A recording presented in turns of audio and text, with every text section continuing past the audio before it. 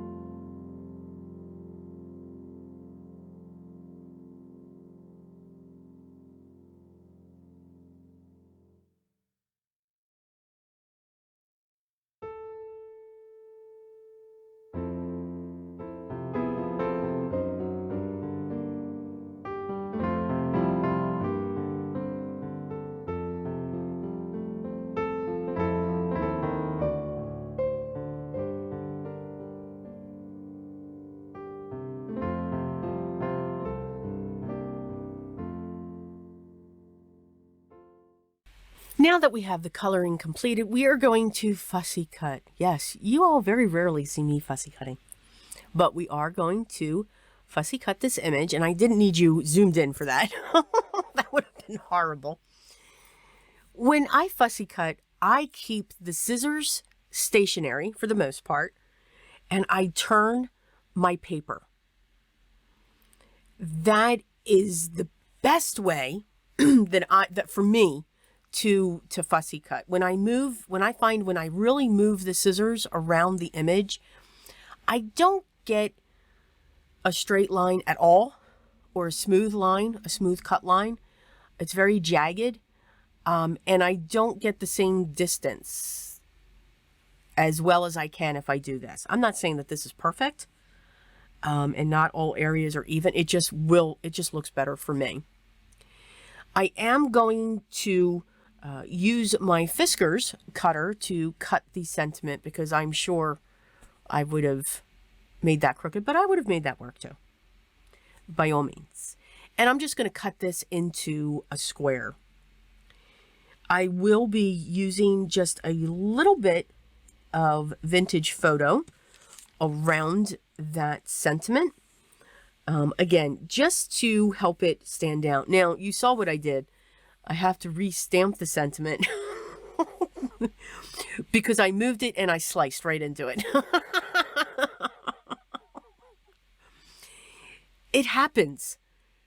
Being crafty and doing these awesome things. Now, can you see? Now I use the scissors because I figured, you know what? Not going to try that again. I'm going to use my scissors and be done with it. It happens. You know, when we are creating, we just do wonderful, silly things. When we take our, we think we're done, and we think, oh, we're doing good. So we get a little confident there. At least I did. I'm taking a red piece of cardstock and white strips, and I'm going to create my own background for my image. The strips that I cut are different widths.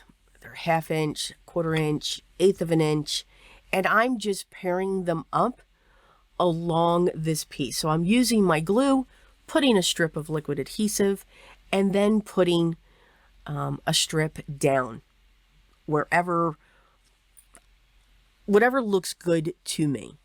Some will have a skinny strip right next to it, but they're just different widths coming across. So it's almost looking, like a candy cane stripe in the background. And we can do that easily with our cardstock. Maybe you don't have any background stamps or stencils. You can easily create your own background in no time, just using your cardstock strips. I find this so fascinating and satisfying to just cut along that edge and just trim out all those edges. I don't know why.